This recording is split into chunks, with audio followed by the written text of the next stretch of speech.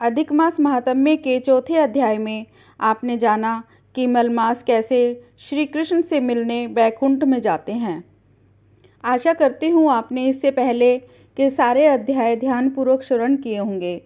आप हमारे चैनल को सब्सक्राइब अवश्य करें और बेल के आइकन को प्रेस करें ताकि आपको अगली वीडियो के बारे में नोटिफिकेशन मिलती रहे और आप लगातार क्रमबद्ध रूप से कथा का रसपान करते रहें।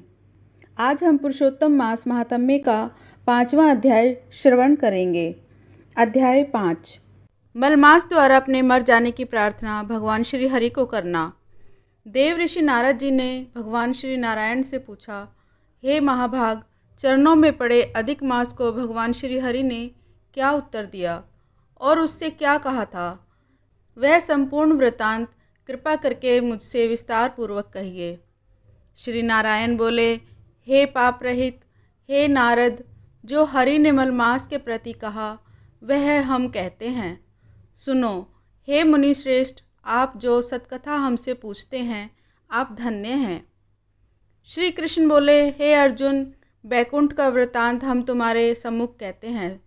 सुनो, मलमास के मूर्छित हो जाने पर हरि के नेत्र से संकेत पाए हुए गरुड़ मूर्छित मलमास को पंख से हवा करने लगे। हवा लगने पर अधिक मास उठकर फिर बोला, हे स्वामी, मैं इस प्रकार का जीवन नहीं चाहता। मैं तो आपकी शरण में आया हूँ, मुझे त्यागिए नहीं। हे जगत को उत्पन्न करने वाले, हे विष्णु, हे जगतपते, मेरी रक्षा करो, रक्षा करो। हे नाथ, मुझे शरण आए कि आज कैसे उपेक्षा कर रहे हैं। इस प्रकार कहकर कांपते हुए, घड़ी घड़ी विलाप करते हुए अधिमास बैकुंठ में रहने वाले ऋषिकेश हरि से बोले। अधिक मास की ये सब बातें सुनकर भगवान ऋषिकेश बोले, हे पुत्र, उठो उठो, तुम्हारा कल्याण हो। हे वत्स, विषाद मत करो। ऐसा कहकर प्रभु मन में सोचकर क्षण भर में उपाय निश्चय करके पुनः अधिमास से बोले। श्री विष्णु बोले, हे वत्स, योगियों को भी जो दुर्लभ गोलोक है वहाँ मेरे साथ चलो, जहाँ भगवान श्री कृष्ण पुरुषोत्तम ईश्वर रहते हैं। गोपियों के समुदाय के मध्य में स्थित 2 भुजा वाले मुरली को धारण किए हुए नवीन मेघ के समान श्याम लाल कमल के सदृश नेत्र वाले, शरद पूर्णिमा के चंद्रमा के समान अति सुंदर मुख वाले, करोड़ों कामदेव के लावण्यों की मनोहर लीला के धाम, पीतांबर धारण किए हुए, माला पहने, वनमाला से विभूषित, उत्तम रत्न धारण किए हुए, प्रेम के भूषण, भक्तों के ऊपर दया करने वाले, चंदन चर्चित सर्वांग, कस्तूरी और केसर से युक्त, वक्ष स्थल में श्रीवत्स चिन्ह से शोभित, कौस्तुक मणि से विराजित, श्रेष्ठ से श्रेष्ठ रत्नों के सार से रचित, किरीट वाले, कुंडलों से प्रकाशमान, रत्नों के सिंहासन पर बैठे हुए, पार्षदों से घिरे हुए जो हैं, वही पुराण पुरुषोत्तम पर ब्रह्म हैं। वे सर्वत्र स्वतंत्र हैं, ब्रह्मांड के बीज, सबके आधार, परे से भी परे, निर्विकार, परिपूर्णतम प्रभु, माया से परे, सर्वशक्ति संपन्न, गुण रहित, नित्य शरीरी, ऐसे प्रभु जिस लोक में रहते हैं उसे गोलोक कहते हैं। वहाँ हम दोनों चलते हैं, वहाँ श्री कृष्ण चंद्र तुम्हारा दुख दूर करेंगे। श्री नारायण बोले। ऐसा कहकर अधिमास का हाथ पकड़कर हरि गोलोक को गए। हे मुने, जहाँ पहले के प्रलय के समय में वे अज्ञान रूप महाअंधकार को दूर करने वाले, ज्ञान रूप मार्ग को दिखाने वाले केवल ज्योति स्वरूप थे, जो ज्योति करोड़ों सूर्यों के समान प्रभा वाली, नित्य, असंख्य और विश्व की कारण थी, तथा उन स्वेच्छा में विभु की ही वह अतिरेक की चरम सीमा को प्राप्त थी। जिस ज्योति के अंदर ही मनोहर 3 लोक विराजित हैं, हे मुने, उसके ऊपर अविनाशी ब्रह्म की तरह गोलोक विराजित है। 3 करोड़ योजन का चौतरफा जिसका विस्तार है और मंडलाकार जिसकी आकृति है, लहलहाता हुआ साक्षात मूर्तिमान तेज का स्वरूप है, जिसकी भूमि रतनमय है।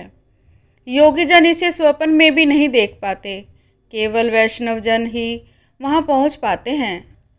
ईश्वर ने योग द्वारा जिसे धारण कर रखा है, ऐसा उत्तम लोक अंतरिक्ष में स्थित है। आदि व्याधि, बुढ़ापा, मृत्यु, शोक, भय आदि से रहित है। श्रेष्ठ रत्नों से भूषित असंख्य मनकों में शोभित है। उस गोलोक के नीचे 50 करोड़ योजन के विस्तार के भीतर दाहिने बैकुंठ और बाएं उसी के समान मनोहर शिवलोक स्थित है। बड़े भाग्यवान शंकर के गण जहाँ निवास करते हैं। शिवलोक में रहने वाले सब लोग सर्वांग भस्म धारण किए, नाग का यज्ञोपवीत पहने हुए, अर्धचंद्र जिनके मस्तक में शोभित है, त्रिशूल और पटिशधारी, सब गंगा को धारण किए वीर हैं और सबके सब शंकर के समान जयशाली हैं। गोलोक के अंदर अति सुंदर एक ज्योति है।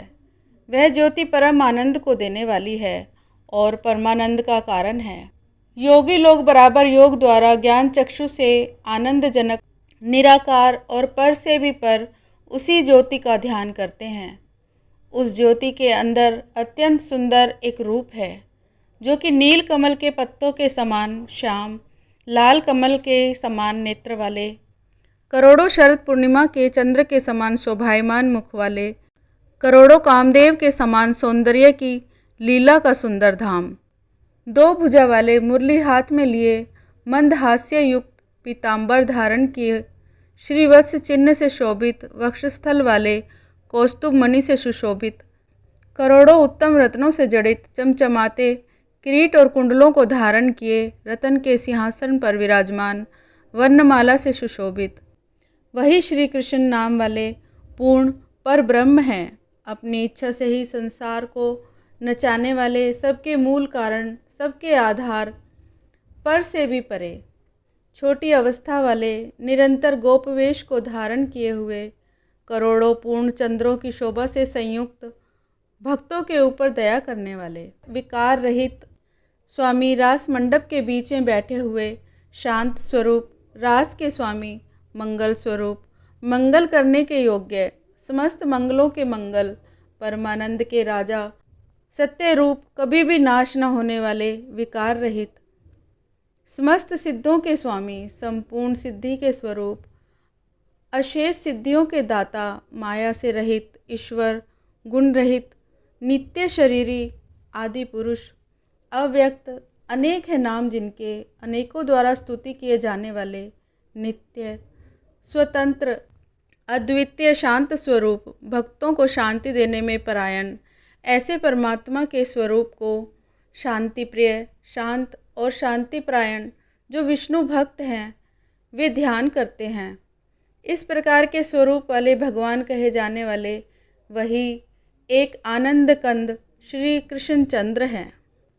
श्री नारायण बोले, ऐसा कहकर सत्व स्वरूप भगवान विष्णु अधिमास को लेकर शीघ्र ही पर ब्रह्म युक्त गोलोक में पहुँचे। सूत जी बोले, ऐसा कहकर सत्क्रिया को ग्रहण किए हुए नारायण मुनि के चुप हो जाने पर आनंद सागर पुरुषोत्तम से विविध प्रकार की नई कथाओं को सुनने की इच्छा रखने वाले नारद मुनि उत्कंठापूर्वक बोले।